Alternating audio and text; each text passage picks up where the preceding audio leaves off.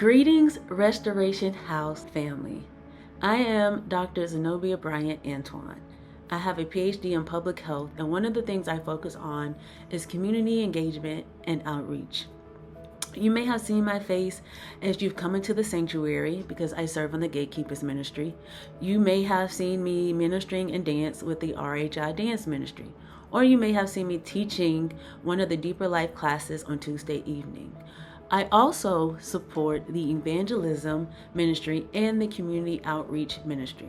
And as we are preparing for our Take It to the Streets this month, I wanted to share a few tips to make sure that we are all prepared to serve in unity and with the love of Christ on August 17th. The people we will be serving come from a wide range of racial, ethnic, and religious and cultural backgrounds. We must not assume someone's story, needs, or identity based on their appearance. We must be aware of our implicit biases.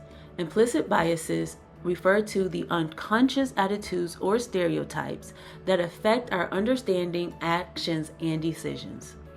Everyone has biases. The first step is acknowledging them.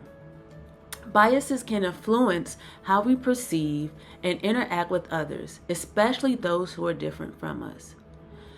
Common biases in outreach may include assumptions about someone's intelligence, hygiene, or worthiness based on their appearance or behavior. When we serve, let us do so with an attitude of cultural humility.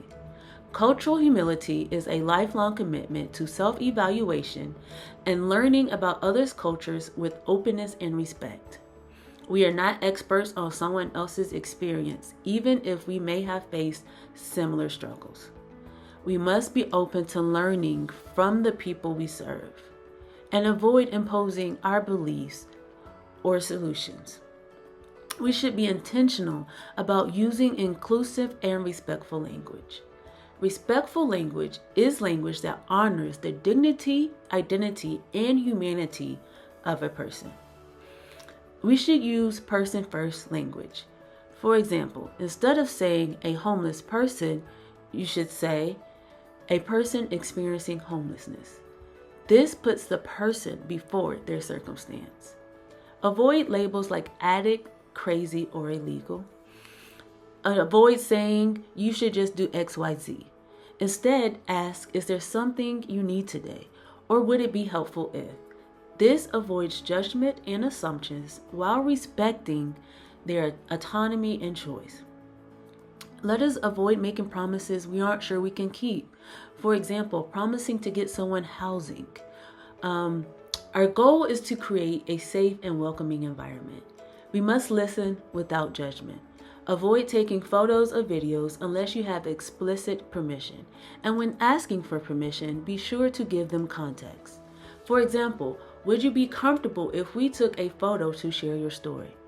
This action shows you respect their privacy and honor their consent. Make space for people to share their stories if they choose, but never pressure them. Let us be present, be intentional about making eye contact, listen actively, and avoid distractions like checking your phone. We want to treat those that we serve as partners, not projects or charity cases. And family, let us serve with patience. Some may be slow to engage or respond.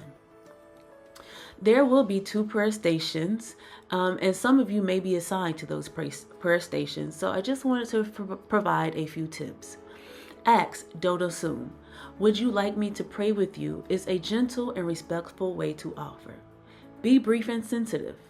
There's no need to pray a long time. You can keep your prayer short and focused on encouragement, peace, or hope. If someone declines prayer, you can still offer kind words or a blessing, like I'm wishing you peace and strength today. Don't push. Avoid trying to convince or convert. This can feel forceful and disrespectful. Be gracious. A smile, a kind word, or a listening ear can be just as powerful as a prayer. Listen deeply. Sometimes the most spiritual thing you can do is listen without interrupting or trying to fix the situation.